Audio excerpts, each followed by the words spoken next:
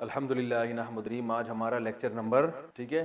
آج ہم سورہ کوثر پڑھیں گے. باللہ من الشیطان الرجیم. بسم اللہ الرحمن الرحیم. انا اصل میں تھا انا کا معنی ہوتا ہے بے شک. بھائی بعض لوگ شکایت آ رہے ہیں ہمیں ہماری نظر کمزور ہے, ہمیں وائٹ بورڈ پہ نظر نہیں آ رہا. تو بھائی نظر نہیں آتا تو میں جو بول رہا ہوں وہ تو سمجھ میں آ رہا ہے نا, تو اس حساب سے لکھ لیا کریں. انا اس کا معنی کیا ہے؟ بے شک. نا کسے کہتے ہیں؟ ہم کو. یہ ضمیر پڑھ چکے ہیں نا آپ. انا نا اصل میں تھا انا بے شک ہم. تو انا نا کو عرب لوگ انا بھی کہہ دیتے ہیں, ایک نون کو غائب کر دیتے. تو پڑھا کیا جاتا ہے یہ انا بھی پڑھا جاتا ہے اور اننا بھی پڑھا جاتا ہے, دونوں. تو انا اصل میں کیا تھا؟ انا نا. اعطینا اکرمنا. باب اکرام پڑھا نا آپ نے. اکرام کا معنی اکرام کرنا. تو اعطاین, یہ اکرام کا معنی کیا ہے؟ اکرام کرنا. اعطاین اصل میں اعطاون تھا, چھوڑیں آپ. اعطاین عطا کرنا. تو اکرام کا ماضی آتا ہے اکرما. اکرام کیا اس ایک شخص نے گزرے ہوئے زمانے میں. تو اعطاین کا ماضی کیا آئے گا؟ اعطایا. اعطایا عطا کیا اس نے. عطا سے نکلا ہے نا, اردو میں استعمال ہوتا ہے. اللہ کی عطا ہے بھائی, کہتے ہیں نا اللہ کی کیا ہے؟ عطا ہے. تو اعطایا عطا کیا اس نے. اب آپ گردان پڑھیں. ضرب ضربا ضربو, ضربت ضربتا ضربنا, ضربتا ضربتما ضربتم, ضربتی ضربتما ضربتن, ضربتو ضربنا. تو اعطی اکرمنا اعطینا, ٹھیک ہے نا. اکرما اکرما اکرمو اکرمت اکرمتا اکرمنا اکرمتا اکرمتما اکرمتم اکرمتی اکرمتما اکرمتمنا اکرمتو اکرمنا. اکرمنا اعطینا عطا کیا ہم نے. بہت آسان اگر دماغ استعمال. اعطینا جیسے اکرم, ٹھیک ہے. عطا کیا ہم نے. کا وہی ضمیر ہے. ہوا ہما ہم یا ہما, کا کو ماکم کی کما, یہ بتا چکا ہوں میں. کا معنی آپ کو. تو خطاب رسول اللہ صلی اللہ علیہ وسلم. انا اعطیناک الکوثر. قرآن سامنے رکھ کر بیٹھیں گے نا تو یہ سب لکھا ہوا ہے وہاں پہ. لوگ مجھے شکایت نیچے کمنٹس میں آ رہا ہوتا ہے کہ ہمیں یہ لفظ سمجھ میں نہیں آ رہا. او بھائی قرآن سامنے رکھا ہوا ہے تو سمجھ میں کیوں نہیں آ رہا؟ سمجھ میں آنے والی بات نہیں. یہ تو میں پھر بھی ویسے ہی لکھوا رہا ہوں کہ ورنہ تو آپ کے سامنے جب قرآن رکھا ہوا ہے تو اعطینا بھی ہے اور اکرمنا بھی ہم نے پورا لکھوایا تھا آپ کو. اکرما تو وہ تو اب ہر چیز بچوں کی طرح تھوڑی ایک ایک چیز لکھوائی جائے گی, آپ کھوپڑی استعمال کرنی پڑے گی. اعطیناک الکوثر. کوثر کہتے ہیں, کوثر کے دو مطلب آتے ہیں. ایک حوض کوثر جو رسول اللہ صلی اللہ علیہ وسلم کو قیامت کے دن عطا کی جائے گی اور آپ اس کے پانی سے امتیوں کو پانی پلائیں گے. اور حدیث میں آتا ہے جو وہ پانی پی لے گا قیامت تک اس کو پیاس, قیامت کہہ رہا ہوں, کبھی بھی اس کو پیاس نہیں لگے. قیامت تو آ چکی ہوگی نا. اور کوثر خیر کثیر کو بھی کہتے ہیں. خیر کوئی بھی بہت بڑی خیر ہو اس کو بھی کوثر کہتے ہیں. تو دونوں تفسیر. انا اعطیناک الکوثر فصلی. یہ مدد فصلی. فا الگ لفظ ہے. فا کا معنی تو. صلی کیا ہے اصل میں یہ سمجھ لی یہ کیا ہے. باب تفعیل آپ نے پڑھا تھا نا, تسبیح. اس کا ماضی کیا آتا ہے؟ سبح. مضارع کیا آتا ہے؟ یسبح. امر کیا آئے گا؟ امر بنانے کا طریقہ کیا تھا؟ یہاں سے یا کو گڑچ کیا اور آخر حرف کو کیا کر دیا؟ بولو بھائی ساکن. تو کیا بن گیا؟ سبح. یا کو حذف کیا. پہلا حرف چونکہ زبر ہے, پہلے پہ جزم نہیں ہے, اس لیے شروع میں الف لانے کی ضرورت. تو یہ بنتا ہے سبح. یہ آرڈر کا صیغہ ہے. اس کا مطلب کیا ہے؟ تسبیح بیان کریں. قرآن میں تھا نا فسبح بحمد ربک. تو صلی بھی ایسے ہی تھا, اصل میں تھا صلیا. صلیا اس کو پڑھا جاتا ہے صلی. صلی کا معنی ہوتا ہے نماز پڑھنا. صلیا نماز پڑھی اسے شخص نے. مضارع آئے گا یصلیو. یصلیو جس کو پڑھا جاتا ہے یصلی. یہ یا آ رہا ہے نا, واو الف اور یا حروف گڑبڑیاں ہیں نا, تو یہ چینج ہو جاتے ہیں. تو یہ پڑھا جاتا ہے یصلی. کیا پڑھا جاتا ہے؟ یصلی, یعنی وہ نماز پڑھتے ہیں یا پڑھیں گے. اس کا معنی دعا مانگنا بھی آتا ہے. ان اللہ و ملائکتہ یصلون علی النبی. یضربون کی طرح یصلون یسبحون, وہ سب صلات بھیج. یصلی. اب امر کیسے بنے گا؟ اس یا کو کیا کر دیں گے؟ حذف کر. یصلی, ٹھیک ہے نا. اس تا کو گرایا تو کیا بن گیا؟ صلی. آخر حرف کو کیا کرتے ہیں؟ ساکن کرنا چاہیے نا. جیسے یسبح میں سبح, تو صلی میں آخری حرف کو دیکھا یہ پہلے سے ہی ساکن ہے, تو اب ہمیں تو کرنا ہے کچھ نہ کچھ. بس ہم نے ساکن کرنا ہے, امر بنا رہے ہیں ہم, تو ہم نے کیا یار جو ساکن ہے نا اب اس کو مزید ساکن کرنے تو کر نہیں سکتے, اس کو اڑائی دو. اور ویسے بھی حروف گڑبڑی ہے نا, واو الف یا واول حروف ہیں, تو یہ آگے پیچھے ہوتے رہتے ہیں. تو کیا کر دیا؟ صلی. تو یہ امر میں یہ آخری حرف میں اگر یہ یا آ رہا ہوتا ہے نا تو اس کو غائب ہی کر دے. سمجھ میں آ گیا؟ ٹھیک ہے. نہیں آیا تو صلی امر کا صیغہ. باب تفعیل ہے. صلی. صلی کا معنی نماز پڑھو. تو بھی کہتے ہیں نا صلو علی الحبیب. یہ صلو علی الحبیب کیا ہے؟ یہ آپ کو کہنے میں ملے گا صلو علی الحبیب میں تھا. اب یہ گرین چینل والوں کو یہ بات کا صلیو علی الحبیب تھا اصل میں. سبحو کی طرح, جیسے سبح ابھی میں نے آپ کو بتایا اس کا معنی ہے تسبیح بیان کر تو ایک آدمی. سبحا تم دونوں، سبحو تم سب تسبیح بیان کرو. تو اصل میں تھا صلیو علی الحبیب، لیکن یا آ رہا ہے حروف گڑبڑی ہے تو صلیو میں گھمانا تھا، انہوں نے سلو ہو گیا. کیا بنا دیا اس کو؟ سلو. سلو علی الحبیب، سلو کا مطلب صلات بھیجو حبیب صلی اللہ علیہ. تو یہ سمجھ میں آ گیا. فصلی، فصلی لی ربی، فصلی کا معنی نماز پڑھیں آپ، لی کا معنی لیے، رب کا معنی رب، ربی کا آپ کا رب، نماز پڑھیے آپ اپنے رب کے لیے. ونحر، واو کا معنی اور، انحر تھا اصل، اسمع کی طرح، افتح کی طرح، فتح یفتح، تو نہرا ینہر، ضربہ کی طرح ہے. نہر کا معنی ہوتا ہے اونٹ ذبح کرنا، اونٹ کو جو گلے میں چاقو مار کے گراتے ہیں اس کو کیا کہتے ہیں عربی میں؟ نہر. تو ون اصل میں تھا وانحر پڑھا جاتا ہے ملا کے ونحر، تو الف سائلنٹ ہو جاتا ہے. ونحر، فصلی آپ نماز پڑھیں، لی ربی کا اپنے رب کے لیے، ونحر اور قربانی کریں آپ. لکھا ہوا تو ہے اونٹ کی قربانی مگر مراد اس سے ہر قسم. فصلی لی ربی کا ونحر. یہ کلیئر ہو گیا؟ اچھا پھر بیان کر او سوری پوری آیت ہی چھوڑ. ان شانئک هو الابتر، ان بے شک، شانئ، یہ جو شانئ ہے یہ لفظ اردو میں استعمال ہوتا ہے، اس کا معنی ہے دشمن.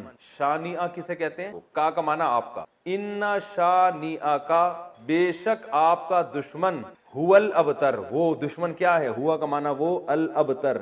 ابتر اصل میں دم کٹے کو بھی کہتے ہیں، جس کی دم کٹ گئی ہو اس کو بھی کہتے ہیں، جس کا نام و نشان ختم ہو جائے.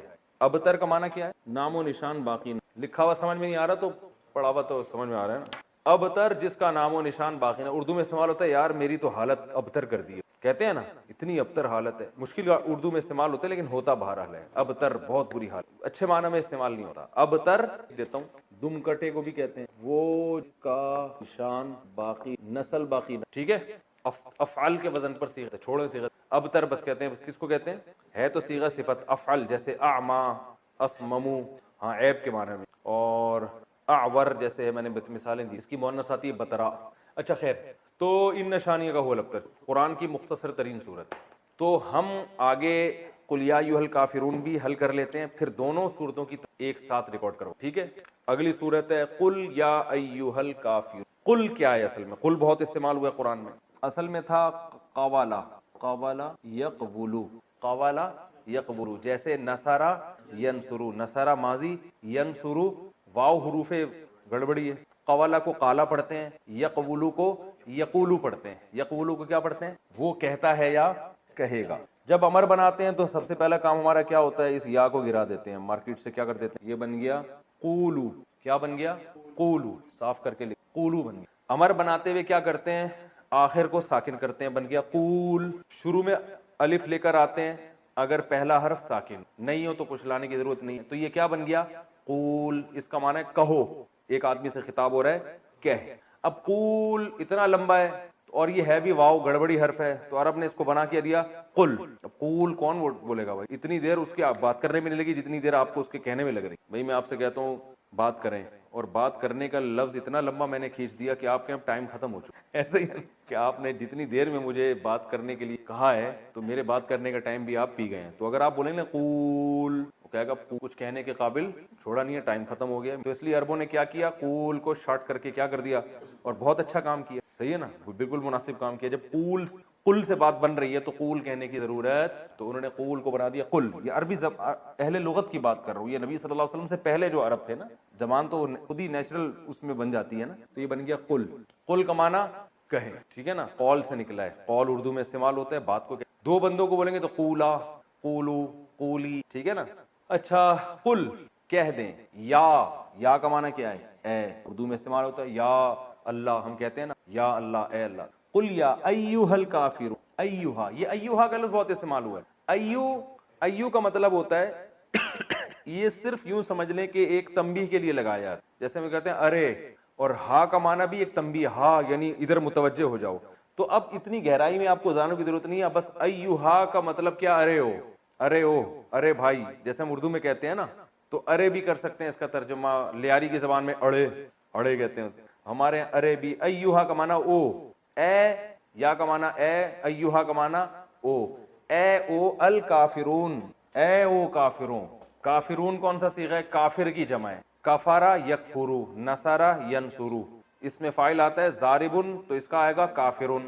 جمع آتا ہے ضاربون تو اس کا آئے گا کافرون. اے کافرو, نہیں آ رہی بات سمجھ, قل یا ایھا الکافرون, اے کافرو, یہ ان سے خطاب ہے. لا اعبدو, اعبدو انصرو کی طرح, انصرو میں مدد کرتا ہوں, اعبدو میں عبادت کرتا ہوں, لا اعبدو میں عبادت نہیں کرتا. لا اعبدو ما, یہ جو ما ہے نا اس کے بہت سارے معنی آتے ہیں. ایک معنی اس کا الذی والا بھی آتا ہے, الذی کا معنی وہ جو کہ, تو ما کا معنی بھی وہ جو, ٹھیک ہے, یہ نوٹ کر لیں. ما کا معنی بہت دفعہ کیا آتا ہے, الذی, جو الذی کا معنی ہے وہی ما کا معنی.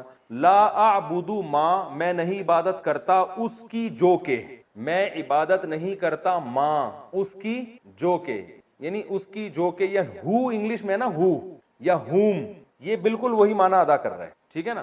میں عبادت نہیں کرتا ما اس کی, تعبدون, تعبدون تنصرونا کی طرح, تنصرو تم مدد کرتے ہو, تنصرو تنصرانی تنصرونا تم سب مدد کرتے ہو, تعبدونا تم سب عبادت کرتے. مطلب کیا ہو, میں عبادت نہیں کرتا ما اس کی, تعبدونا تم عبادت کرتے ہو جس, بہت آسان, میں عبادت نہیں کرتا اس کی جس کی عبادت تم کرتے ہو. ولا, واو کا معنی اور, لا کا معنی نہیں, انتم کا معنی انتم, میں نے بتایا تھا نا انٹی اور انتم کا فرق بتایا تھا. انتم, عابدونا ضاربونا کی طرح, کافرونا کی طرح, قاتلونا کی طرح, قاتل قتل کرنے والا, قاتلون بہت سارے, تو عابد عبادت کرنے والا, عابدونا بہت سارے عبادت کرنے والے.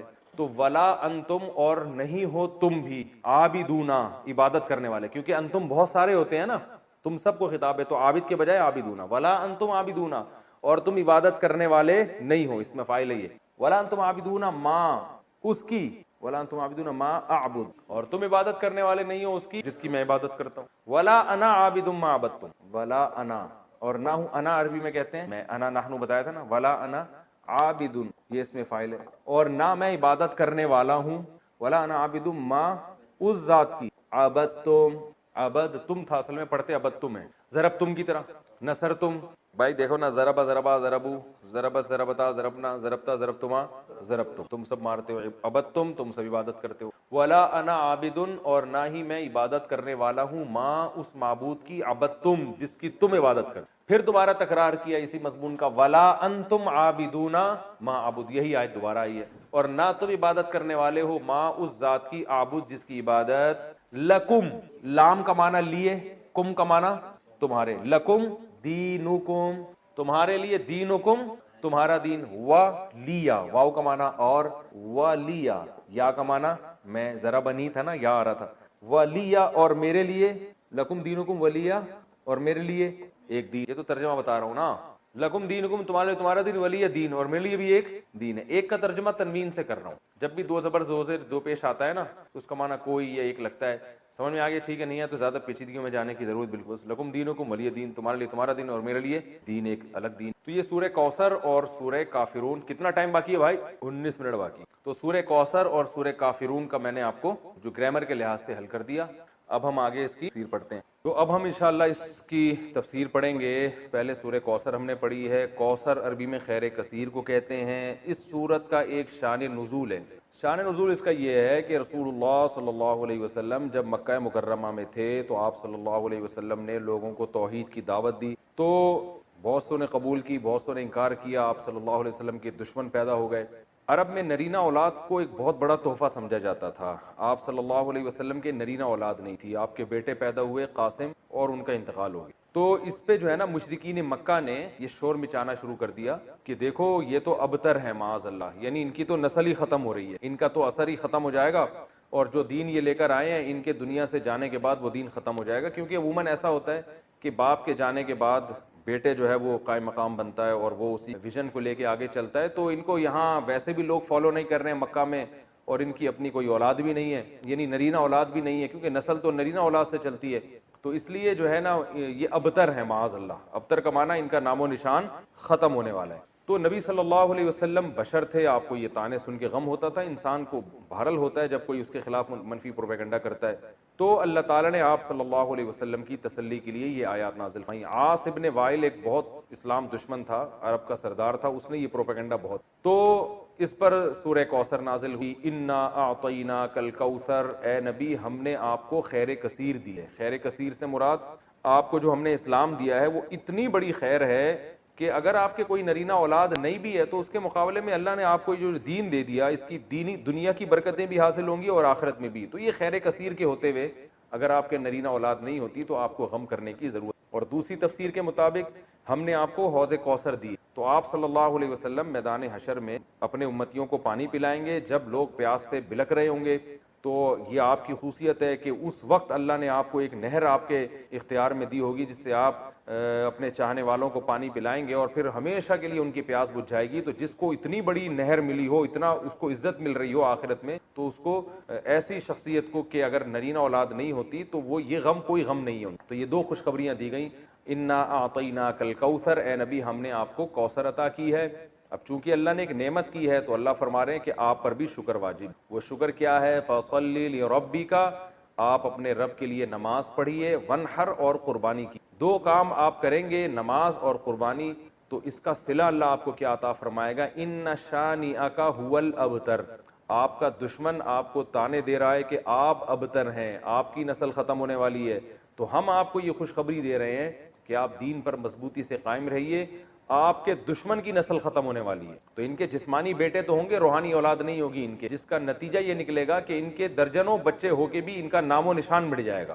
باپ دیکھیں عرب کے بہت اولاد ہوا کرتی تھی، لیکن آج ان عرب کے سرداروں کا نام لینے والا کوئی نہیں ہے. نہ ابو جہل کو پوچھا جاتا ہے، نہ ابو لہب کو، نہ عاص بن وائل کو. تاریخ میں ان کا تذکرہ ایک برے عنوان سے، برے نام سے کیا جاتا ہے. کوئی ان کو عزت دینے والا نہیں. حتیٰ کہ ان کی اولادیں بھی آگے جا کے مسلمان ہو گئیں، انہوں نے بھی اپنے باپ دادا کا ذکر چھوڑ دیا. تو یہ اس صورت میں اللہ تعالیٰ کا ارشاد ہے. اچھا، اب اس میں جو کچھ علمی باتیں ہیں، نمبر ایک کہ اللہ تعالیٰ نے جب بھی کسی پر کوئی انعام کیا ہو، احسان کیا ہو، تو اللہ تعالیٰ چاہتے ہیں کہ اس کا تم شکر ادا کرو. اسی وجہ سے آپ صلی اللہ علیہ وسلم کو اس صورت میں خطاب کیا گیا کہ ہم نے آپ کو جب کوثر عطا کی ہے تو آپ اللہ کے بندے ہیں، لہذا آپ پر بھی اللہ کا شکر ادا کرنا واجب. پہلی بات تو یہ پتہ چلی. دوسری بات یہ پتہ چلی کہ شکر ادا کرنے کا طریقہ ہمیشہ سے وہی ہوگا جو اس صورت میں ایک نماز اور ایک قربانی. نماز ہمیشہ یاد رکھیں کہ لیبل ہے جسمانی عبادت، اور قربانی لیبل ہے مالی عبادت. کیونکہ جب آپ جانور، عرب میں اونٹ جو ہے نا یہ بہت قیمتی مال تھا، تو اتنے قیمتی مال کو کاٹ دینا یہ بہت بڑی قربانی سمجھی جاتی. تو مطلب کیا ہے کہ آپ نے اللہ کو راضی کرنے کے لیے اپنے جسم کو بھی کھپانا ہے جیسے کہ نماز میں کھپایا جاتا ہے، اور اپنے مال کو بھی قربان کرنا ہے جیسے کہ قربان جاتا ہے. تو مراد صرف نماز اور قربانی نہیں ہے بلکہ یہ ایک لیبل ہے. اور قرآن کا یہ طریقہ رہا ہے کہ وہ جزیات کے ضمن میں اصول اور قاعدے بیان کرتے ہیں، مثالوں سے پورا ایک جو ہے نا لا بیان کرتا ہے، قانون بیان کرتا ہے. تو یہاں بھی ایک قانون بیان کیا جا رہا ہے کہ شکر کا دو طریقے ہیں، ایک جسمانی عبادت بھی اور مالی عبادت. مال بھی خرچ کرنا ہے اور جو ہے جسمانی عبادت بھی. اب تمام جسمانی عبادتیں اس میں آ گئیں کیونکہ نماز سب سے اہم ہے، اس لیے اللہ نے اس کو ذکر کیا. اس میں روزہ بھی آ گیا، اس میں حج بھی آ گیا، اور اس میں جو کچھ بھی ہم اللہ کے لیے اپنے جسم کو کھپاتے ہیں سب کچھ. اور مال میں تمام مالی عبادتیں آ گئی، زکوٰۃ بھی آ گیا، فطرانہ بھی آ گیا، اور اللہ کی مخلوق کو اللہ کو خوش کرنے کے لیے اللہ کی مخلوق کو کھانا کھلانا، یعنی ہر وہ عبادت جس میں قربانی کا عنصر ہو. تو قربانی یعنی مالی قربانی کا عنصر. تو مالی قربانی جو ہے وہ غریبوں کو کھانا کھلا کے بھی حاصل ہوتی ہے، رشتہ داروں پہ خرچ کرنا اور ضرورت مند کو قرضہ دینا، یہ تمام کی تمام چیزیں اس میں داخل ہیں. اس آیت سورت سے ہمیں پتہ چلتا ہے. اور یہ تو دوسری بات ہوئی. اور تیسرا جو سبق ہمیں اس سورت سے ملتا ہے وہ یہ ملتا ہے کہ جب آپ اللہ کا شکر ادا کرتے ہیں اور آپ اللہ کے حکام کو فالو کرتے ہیں تو روحانی نسل بہرحال آپ کی. اور اگر آپ اللہ کا شکر ادا نہیں کرتے تو آپ کی اولاد بھی آپ کو بھولتی ہے. جیسے کہ اولادیں تو ملی مشرکین مکہ کو مگر کوئی ان کو یاد نہیں رکھتا. تو آج بھی ہم دیکھتے ہیں کہ دینداروں میں یہ چیز نظر آتی ہے، ان کی اولادیں والدین کے مرنے کے بعد موت تک ان کے لیے دعائیں کرتی ہیں، موت تک صدقہ خیرات کرتی رہتی ہیں. پھر آگے نسلیں پیدا ہوتی ہیں، وہ بھی اپنے باپ دادا کے لیے مغفرت کی دعائیں مانگتے رہتے ہیں.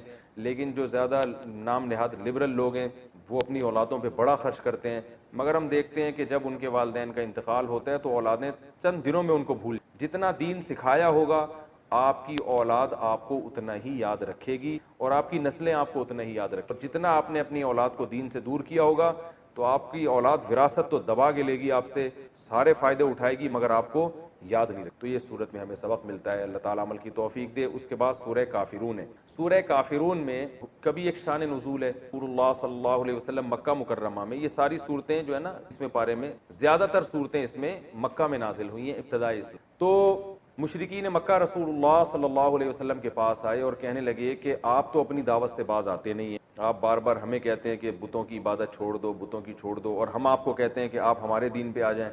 تو ایسا کرتے ہیں، کوئی کمپرومائز کا راستہ اختیار کر لیتے ہیں. تو آپ ہمارے بتوں کی عبادت کر لیا کریں کبھی کبھار، اور ہم کبھی کبھار آپ کے اللہ کی عبادت کر لیا کریں گے. تو اس طرح جوڑ کے چلیں گے، ہمارے والے معبود بھی خوش ہو جائیں گے اور آپ کا اللہ بھی خوش ہو جائے گا. تو اس پہ یہ صورت نازل ہوئی اور ان کو یہ بتایا گیا کہ تم ابھی تک اسلام کو سمجھے ہی نہیں. اسلام کا جو کچھ دعوت ہے وہ یہ ہے کہ یہ بت اللہ کے ساتھ عبادت میں شرکت کے لائق. اسلام تو شرکت کی نفی کر رہا ہے. شرکت کا مطلب اللہ کے ساتھ غیر اللہ کی عبادت، یعنی اللہ کی بھی اور غیر اللہ کی بھی یہ نہیں ہوگا. اسلام کا دعویٰ ہے کہ عبادت صرف اللہ ہی کی ہوگی. تو میں اگر اللہ کے ساتھ ان کی عبادت کر لوں تو میرا تو پھر میں تو اپنے دعوے میں ہی جھوٹا ہو گیا. تو اسلام کی دعوت تو پھر ختم ہو گئی. تو اللہ کے ساتھ ان معبودوں کی عبادت کر لی تو یہ کون سا کمال کر دیا. تو یہ توحید جو ہے نا، عقیدہ توحید، یہ اس سورت کا جسے کہتے ہیں نا سینٹرل آئیڈیا، یہ سورت کا جو اصل پیغام ہے وہ یہ ہے کہ اے نبی آپ ان کو دو ٹوک الفاظ میں واضح لفظوں میں بتا دیں کہ تم جن معبودوں کی عبادت کر رہے ہو مجھ سے اس کی امید مت رکھو کہ میں عبادت کروں گا. اور تمہاری ہٹ دھرمی دیکھ کے پتہ چل رہا ہے کہ تم نے بھی میرے معبود کی عبادت نہیں کرنی. اور ویسے بھی اگر تم ان معبودوں کی عبادت کر کے میرے معبود کی عبادت کرو گے بھی، اللہ کی عبادت، تو اللہ اس عبادت کو قبول نہیں کرے گا. لہذا وہ عبادت کرنا نہ کرنا برابر ہے. تو اللہ کی نظر میں تم عبادت نہ کرنے والے ہی کہلاؤ گے. تو یہ سورت کا مضمون ہے. قل یا ایھا الکافرون، اے نبی آپ کافروں سے کہہ دیجئے، لا اعبد ما تعبدون، میں ان معبودوں کی عبادت نہیں کرتا جن کی عبادت تم کرتے ہو، ولا انتم، اور نہ ہی تم، عابدون عبادت کرنے والے ہو، ماں اس معبود کی، عابد جس کی میں عبادت کرتا ہوں. اب سوال پیدا ہوتا ہے وہ تو تیار تھے عبادت کرنے کے لیے، تو نبی ان سے یہ کیوں کہہ رہے ہیں کہ تم بھی اس کی عبادت کرنے والے نہیں ہو جس کی میں عبادت کر رہا ہوں. وہ نبی اس لیے کہہ رہے تھے کہ تم اپنے نظریے کے مطابق اگر میرے معبود کی عبادت کر بھی لو تو اللہ کی نظر میں تم اللہ کی عبادت کرنے والے کہلاؤ گے، کیونکہ اللہ اس عبادت کو مانتا ہی نہیں ہے جس میں اللہ کے ساتھ کسی کو شریک کیا. اس لیے بتا دیا کہ تم بھی میرے معبود کی عبادت کرنے والے نہیں ہو. تم اس خوش فہمی میں نہ رہو کہ تم ادھر بتوں کی بھی عبادت کرو گے اور اللہ کی بھی عبادت کرو گے تو کچھ دین حق کا حصہ تمہیں بھی مل جائے گا اور کچھ اللہ تمہیں کچھ نواز دے گا اس پہ. تو اس خوش فہمی میں مبتلا مت رہو. ولا انتم عابدون ما اعبد، تم کون سا عبادت کرنے والے ہو؟ اس معبود کی جس کی میں عبادت کرتا ہوں. تو وہ عبادت تمہاری ہونا نہ ہونا برابر ہے. تو جیسے تم اپنے ہٹ دھرمی پہ قائم ہو اور شرک کر رہے ہو اور تم اللہ کی عبادت نہ کرنے والے شمار ہو رہے ہو، تو ایسے بھائی ہم بھی پھر اپنے دین پر مضبوط ہیں، ہم بھی تمہارے معبودوں کی عبادت نہیں کریں گے. تو اسی آیت کو پھر دوبارہ دہرایا گیا تاکید کے لیے کہ ولا انا عابد ما عبدتم، نہ میں اس کی عبادت کرنے والا ہوں جس کی عبادت تم کرتے ہو، ولا انتم عابدون ما اعبد. یعنی اسی مضمون کو تکرار کیا گیا. قرآن میں ایسا ہے کہ ایک آیت کو بار بار تکرار کیا گیا ہو تاکید کے لیے. جیسے ہم کسی کو بات سمجھاتے ہیں نا تو ایک دفعہ کہتے ہیں، پھر دو دفعہ کہتے ہیں، پھر تین دفعہ کہتے ہیں. تو یہ عرب کا ایک دستور تھا، اس طرح سے بات کو سمجھایا کرتے تھے. قرآن میں اس کی بہت مثالیں ملتی ہیں. تو اللہ نے فرمایا کہ آپ ان سے کہہ دیجئے کہ تم بھی اس کی عبادت نہیں کرتے جس کی میں عبادت کرتا ہوں، اور ولا انا عابد ما عبدتم، اور نہ میں اس کی عبادت کروں گا جس کی تم عبادت کرتے ہو.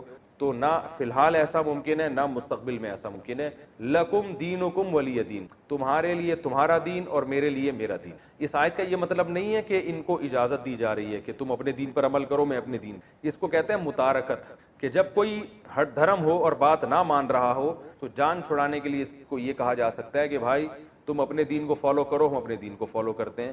مطلب یہ کہ تم اپنا دین نہیں چھوڑ سکتے تو کم از کم ہمیں تنگ مت کرو، ہم سے امید مت رکھو کہ ہم اپنا دین چھوڑ دیں. تو یہ تو اس صورت کی جو بیسک تفصیل تھی وہ میں نے بیان کی ہے. اس صورت میں جو علمی نکات ہیں، سب سے پہلا نقطہ یہ ہے کہ بعض لوگ آج کہتے ہیں کافر کو بھی کافر کہنے کی اسلام میں اجازت نہیں. تو اگر اجازت نہ ہوتی تو اللہ یوں کہتے قل یا ایھا الکافرون، اے نبی اے کافرو. جناب پروفیسر غامدی صاحب آج کل یہ نعرہ لگا رہے ہیں کہ ہم کون ہوتے ہیں ٹھیکیدار کسی کو ہم کافر کہیں، لہذا قادیانی کو آپ کافر نہیں کہہ سکتے. یعنی وہ کافر ہیں تو صحیح لیکن آپ ان کو کہہ نہیں سکتے کیونکہ ہم کوئی ٹھیکیدار نہیں ہیں. تو بے شک ہم ٹھیکیدار نہیں ہیں لیکن اللہ تو کہہ سکتا ہے نا. جب اللہ نے کسی کو کافر کہہ دیا تو اللہ نے تو جب کہہ دیا کافر تو پھر تو مہر لگ گئی نا کہ یہ کافر ہے. تو اللہ اس کے رسول صلی اللہ علیہ وسلم نے ہمیں بتایا ہے کہ کن چیزوں سے ایمان ختم ہو جاتا ہے، انسان اسلام سے خارج ہو جاتا ہے، اور کن چیزوں سے انسان اسلام میں باقی رہتا ہے. تو جب اللہ اس کے رسول نے بتا دیا تو معیار ہمارے پاس آ گیا. اس معیار میں ہم ڈھال کے لوگوں کو چیک کر سکتے ہیں. اگر کوئی اس معیار پہ پورا نہیں اترتا تو اللہ اس کے رسول کے کہنے ہی سے وہ کافر ہے. تو جب کافر ہے تو اس کو کافر کہنا بھی جائز ہے. یہ عجیب منطق ہے کہ جس کو اللہ اس کے رسول نے کافر قرار دیا ہو وہ کافر مانے تو ہم, لیکن پابندی ہے, کہہ نہیں سکتے ہم.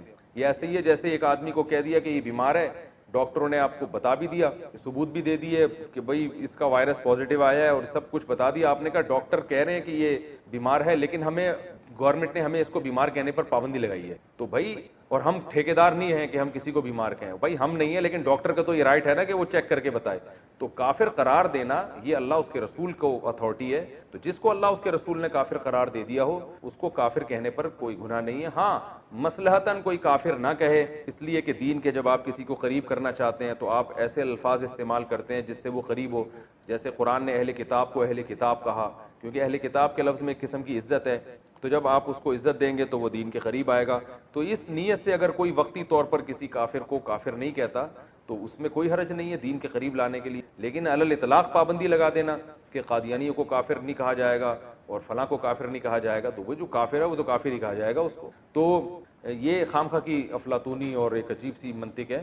تو قرآن نے بھی کافر کہا اور نبی کو بھی کہا کہ اے نبی آپ یوں کہہ دیے اے کافر ہو. کافر کا معنی انکار کرنے والا, اے انکار کرنے والو, اے اللہ اس کے رسول کا انکار کرنے والو. تو لا اعبد ما تعبدون, جس کی تم عبادت کرتے ہو میں اس کی عبادت نہیں کر سکتا. تو پہلا علمی نقطہ کیا پتا چلا کہ کسی کافر کو کافر کہہ سکتے ہیں بشرطے کہ مصلحت کے خلاف نہ. دوسرا علمی نقطہ ہمیں یہ پتا چلا کہ جب آپ کسی کو بھی دین کی دعوت کی طرف لے کر آئیں تو ایک حد تک محنت کریں, اور جب آپ نا امید ہو جائیں اسباب کی دنیا میں تو پھر آپ برات کا اعلان کریں. یعنی یہ ہر کافر کے بارے میں نہیں ہے, یہ صورت تو ان کافروں کے بارے میں نازل ہوئی نا جو ہر دھرم تھے, ضدی تھے, ایمان لانے کے لیے کسی قیمت پہ تیار ہی نہیں تھے. تو ایک اسٹیپ ایسا آتا ہے کہ اس میں آپ کو یہ کہنے کی اجازت ہے کہ بھئی ہم تم سے بری ہیں, لکم دینکم ولی دین, تمہارے لیے تمہارا دین اور ہمارے لیے ہمارا دین. کیونکہ اب ہمیں تمہارے انداز سے اور تمہارے عمل سے پتہ چل گیا, ایک اندازہ ہو گیا کہ تم ہمارے دین کو فالو کرنے والے نہیں ہو. تو اب ایسی صورت میں بجائے اس کے کہ آپ دوبارہ پھر ان سے چپکے رہیں, اس کا نقصان یہ ہوتا ہے کہ برے ماحول کا آپ پہ بھی اثر پڑتا ہے, تو ان سے کنارہ کشی اختیار کر لی جائے. بھائی اگر آپ کو اسلام سمجھ میں نہیں آ رہا تو جیسے آپ جو سمجھ میں آ رہا ہے پھر اس پر کرو, اللہ آخرت میں خود ہی. چونکہ یاد رکھو اس صورت کا یہ مطلب ہرگز نہیں ہے کہ لکم دینکم ولی دین. کیونکہ میرا ایک عیسائی سے مناظرہ ہو رہا تھا, مناظرہ تو نہیں بحث ہو رہی تھی, تو عیسائی نے کہا آپ کے تو قرآن میں خود لکھا ہوا ہے لکم دینکم ولی دین, مسلمانوں کے لیے اسلام ہے اور ہمارے لیے ہمارا دین, تو ہمارے لیے عیسائیت ہے, تو ہمیں عیسائیت پہ ہی اللہ بخش دے. میں نے کہا اس آیت کا یہ مطلب نہیں ہے بھائی, اس آیت کا مطلب یہ ہے کہ تم نے بات تو ماننی نہیں ہے, تو دنیا میں ہم تم سے برات کا اعلان کرتے ہیں اور ہم تم کو چھیڑیں گے نہیں. تم اگر اسی دین کو فالو کرتے ہو تو کرتے رہو, اللہ خود ہی قیامت میں حشر جو ہے نا وہ تمہارا کر دے گا اور اللہ خود ہی انتقام لے لے گا. کیونکہ القرآن یفسر بعضہ بعضا, قرآن کی ایک آیت دوسری آیت کی تفسیر کرتی ہے. دوسرے مقام پہ اللہ نے فرمایا ان الدین عند اللہ الاسلام, دین اللہ کی نظر میں صرف اسلام ہے. اور ایک اور جگہ فرمایا ومن یبتغی غیر الاسلام دینا فلن یقبل منہ, جو اسلام کے علاوہ کسی اور مذہب کو فالو کرے گا ہرگز قیامت کے دن قبول نہیں کیا جائے گا.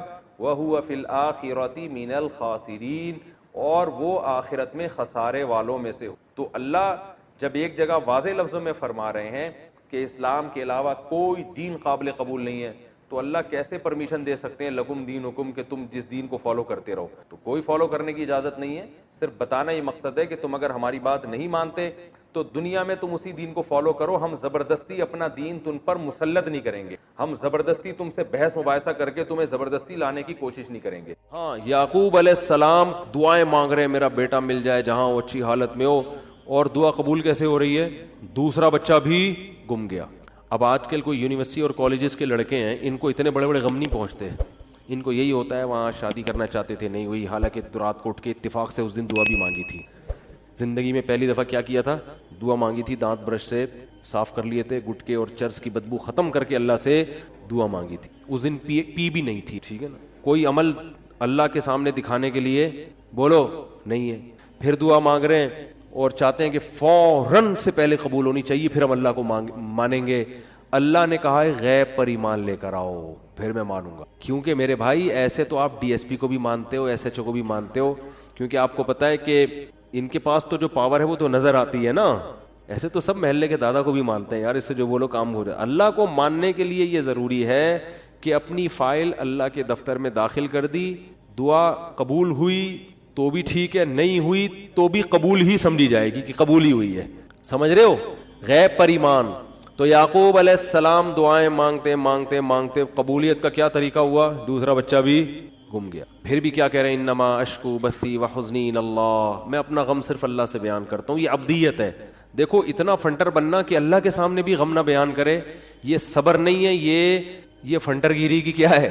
اگر کوئی غم ہے تو اللہ کے سامنے بیان کرے بھکاری بن کے. اللہ کو عبدیت پسند ہے. اللہ کو کیا پسند ہے, عبدیت. بعض لوگوں پہ تقوی کا ضرورت سے زیادہ مسالہ لگ جاتا ہے.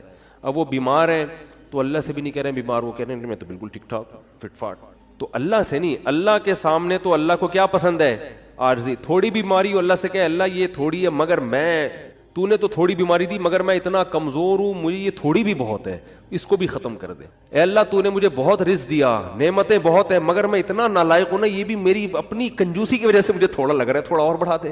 ٹھیک ہے نا, ناشکری نہ کرو, اللہ پہ تو بہت ہی دیا ہے. اپنی کمزوری بیان کرے آدمی کہ اللہ تو نے تو اتنا دیا مگر میں بہت نالائق, میں بہت کمزور. ہمارے حضرت گناہ سے بہت سخت بچا کرتے تھے, بہت زیادہ. کوئی پتہ چل جائے نا ناجائز ہے تو حضرت سے وہ کام نہیں کروا سکتا تھا کوئی کسی بھی طریقے سے.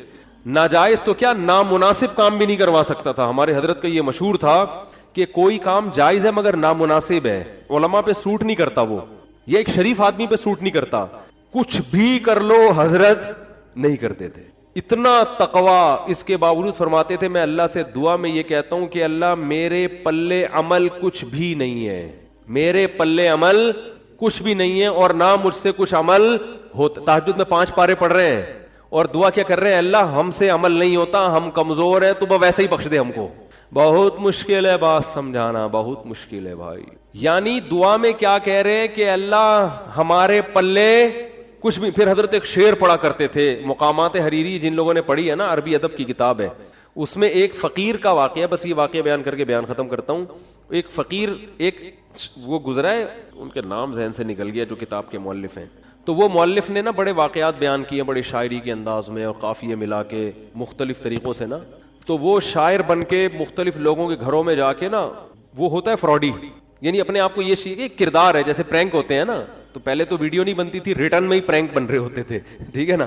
تو انہوں نے یہ شو کیا ہے کہ یہ جو ہے نا فقیر بن کے کسی کے گھر میں گیا, حالانکہ فقیر ہے نہیں, لیکن ایسا سیٹھ کے سامنے زمین آسمان کے غربت کے قلابے ملائے کہ اس نے ٹھیک ٹھاک پیسہ دے دیا. جج کے سامنے گیا, ایسے قلابے ملائے کہ اپنے حق میں فیصلہ.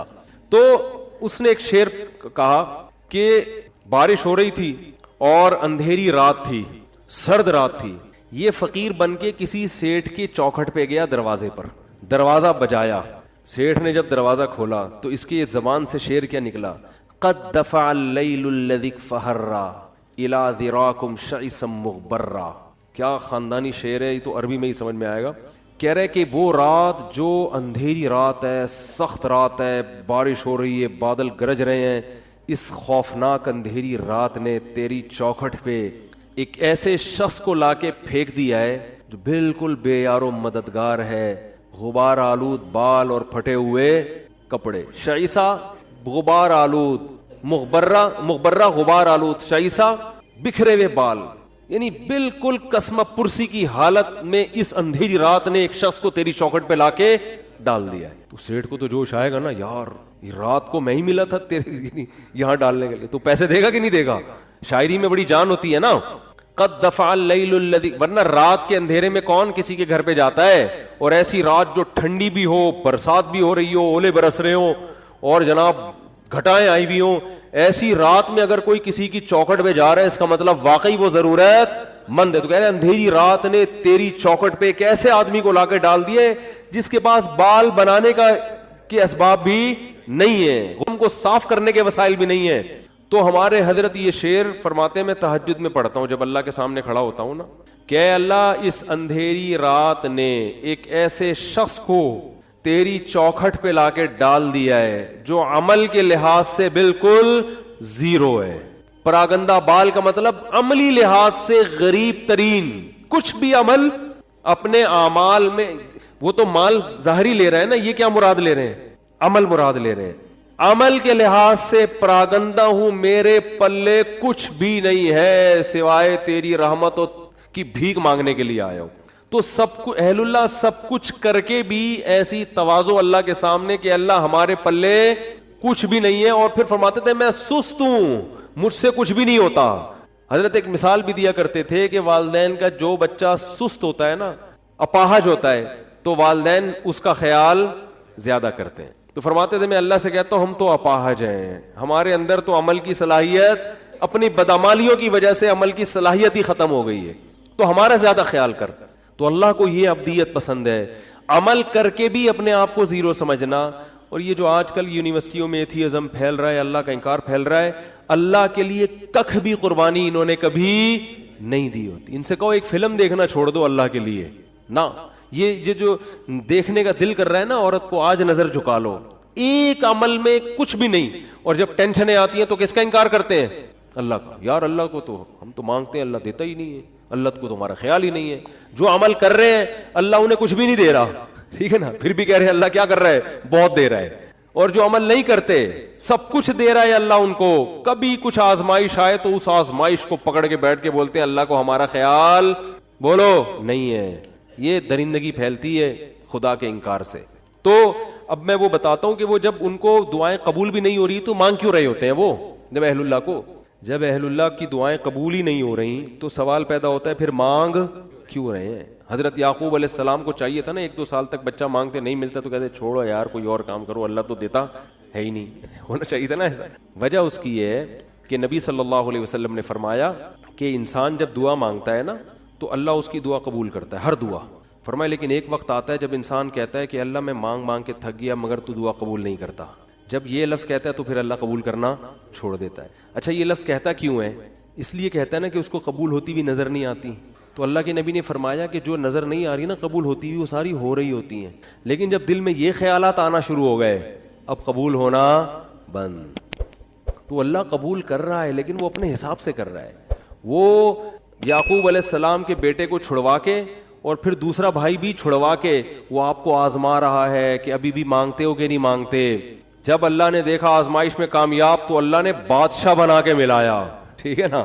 ان ربی لطیف لما یشاء, تبھی تو حضرت یوسف نے کہا میرا رب بہت باریک بین ہے, بڑی لطافت سے بڑے خفیہ طریقوں سے کامیابی کے ناکامی کے نقشوں میں کامیابی کے راستے پیدا کرتا ہے.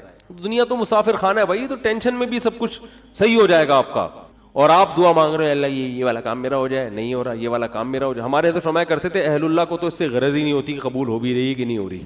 وہ تو کہتے ہیں بس اللہ کے سامنے ہاتھ اٹھانے کی توفیق مل رہی ہے, دعائیں مانگنے کی مل رہی ہے, بس سیٹ ہے, بس یہی ہے, یہ ہمیں یہی چاہیے. باقی اللہ تیری مرضی, تو دے نہ دے, کیونکہ اصل تو کیا ہے آخرت ہے, وہاں تو ہم سے خوش ہو جائے گا, بس یہی کافی. تو فرماتے ہیں ان کے ہاں تو دعا خود مطلوب ہے. اس کی مثال دے کے بیان ختم کرتا ہوں. دیکھو آپ کو کسی سے عشق ہو گیا, آپ کو کسی سے کیا ہو گیا, خدا نخواستہ عشق ہو گیا, آپ بات کا بہانہ تلاش کرتے ہو کہ نہیں کرتے؟ شرما رہے ہیں. چلو میں کہتا ہوں اگر ہو گیا, ابھی تو میں نے سب کو لپیٹ دیا تھا نا, تو ابھی کوئی بھی یوں نہیں کر رہا, یوں کوئی بھی نہیں کر رہا, سب بیٹھے ہوئے کہ پکڑے جائیں گے. تو اگر کسی کو عشق ہو جائے تو محبوبہ سے بات چیت کا بہانہ تلاش کرتا ہے کہ نہیں کرتا؟ تو اس بہانے میں بعض دفعہ یہ ہوتا ہے کہ یار کوئی بات ہو تو میں کروں بھی نا, ورنہ اگلا بولے گا بلا وجہ. تو آپ پھر کوئی ریکویسٹ کر دیتے ہیں کہ وہ دیکھیے وہ میں نے آپ کو اصل میں کال کی تھی, وہ آپ کے والد صاحب اس میں ایک پولیس آفیسر ہیں, تو میرے بھائی کا تھوڑا سا کام اٹکا ہوا ہے, وہ اگر ہو جائے تو کتنا اچھا ہوگا, کہتے ہیں نا. تو اصل میں یہ مقصد ہی نہیں ہوتا کہ بھائی کا کام اٹکا ہوا ہے وہ ہو جائے, یار کسی بہانے کو بات تو ہو, ٹھیک ہے, کیا خیال ہے. اور لڑکی کو عشق ہو جائے اس کا بھی یہی حال ہوتا ہے, وہ بات کرے, کوئی بات ہونی چاہیے. اب اس کو پتا ہے کہ سامنے والا فضول بات نہیں کرتا, تو وہ پھر بات میں کیا کرے گی, وہ کوئی کام لگا دے گی. ایک مسئلہ پوچھنا ہے آپ سے, میرے سے عشق ہوتا نہیں ہے, ایک مثال دے رہا ہوں. اگر کسی مولانا سے آج کل عشق مارکیٹ میں کیا ہے, شارٹ, مولانا سے نہیں ہوتا کہیں, لیکن اگر ہو جائے تو مولانا سے مسئلہ پوچھے گی, مسئلے کا جو جواب ملے گا اس کی طرف توجہ نہیں ہوگی. ابے جو بھی جواب ہے جائز ہے ناجائز ہے بھاڑ میں جائے. دوسرا مسئلہ, تیسرا مسئلہ, ایسا ہوگا کہ نہیں ہوگا. ڈاکٹر سے علاج کرائے گی, کسی ڈاکٹر سے عشق ہو گیا تو نہ کوئی نزلہ ہے نہ زکام ہے کھانسی, ویسے جا کے مشورے لینا شروع کر دیتی ہیں کہ ڈاکٹر صاحب اگر زکام ہو جائے سردیوں میں تو اینٹی الرجی کون سی زیادہ صحت کے لیے مناسب ہے. ڈاکٹر کہے گا ریجیکس کھا لو, اس میں تو نیند ہوتی ہے. ڈاکٹر یہ سمجھ رہا ہوتا ہے شاید اس کو معلومات چاہیے, او بھائی ان کو معلومات نہیں چاہیے, ان کو آپ سے بات کرنے کا بہانہ چاہیے. ریجیکس گئی تو بالکل اہل اللہ کی یہی حالت اللہ کے ساتھ ہوتی ہے. اللہ دعا قبول کر نہ کر وہ تیرا مسئلہ ہے. ہم مانگیں گے تو اس لیے تاکہ قبول ہو جائے, تو ہم تو بندے ہیں. لیکن ایک بہت بڑا مسئلہ یہ ہے کہ ہم تو تجھ سے بات کرنا چاہتے ہیں. جب تجھ سے ہم بھیک مانگتے ہیں کہ یہ مسئلہ حل کر دے, یہ مسئلہ حل کر دے, ہمیں مزہ بہت آتا ہے اس میں. ہمارا رابطہ کس سے ہو جاتا ہے؟ اللہ سے. اور مزہ اس لیے آ رہا ہوتا ہے کہ ہمیں پتہ ہے اللہ کو مزہ آ رہا ہے, اللہ خوش ہو رہا ہے کہ میرے سے بھیک مانگتا ہے یہ. تو بس یہی بہت یہ ہو گیا بس, صحیح ہے نا. اب وہ قبول ہو جائے ٹھیک ہے, نہیں ہے تو بھی ٹھیک. تو جب تک میرے بھائی اس اسٹیج پہ نہیں پہنچتے نا, مزے کی زندگی نہیں ہوگی. مزے کی زندگی اسی میں اللہ کی عدالت میں مقدمہ دائر کر دیا, اللہ یہ کہا. ہاں ایسا نہ ہو کہ اب اللہ سے یہ کہنا شروع کر دیں کہ اللہ قبول کر, تیری مرضی, قبول نہیں کر تیری مرضی, ہم تو ویسے ہی مانگ رہے ہیں. حدیث میں آتا ہے ایسا نہیں, جب اللہ تو کرے گا وہی جو اللہ چاہے گا. آپ نے غلام بن کے مانگنا ہے کہ اللہ قبول کر دے, یہ چیز مجھے چاہیے تو دے دے, ٹھیک ہے نا. ایسے نہیں مانگیں کہ اللہ یہ مجھے روزگار مل جائے تو اچھا ہے, نہیں ملے تو تیری تقدیر ہے. تو یہ دعا نہیں ہوئی نا, پھر یہ تو ویسے ہی اللہ کی تقدیر ہے بھائی. تو آپ نے تو مانگنا ہے اللہ میرے رزق, مجھے کشادہ رزق حلال نصیب فرما دے.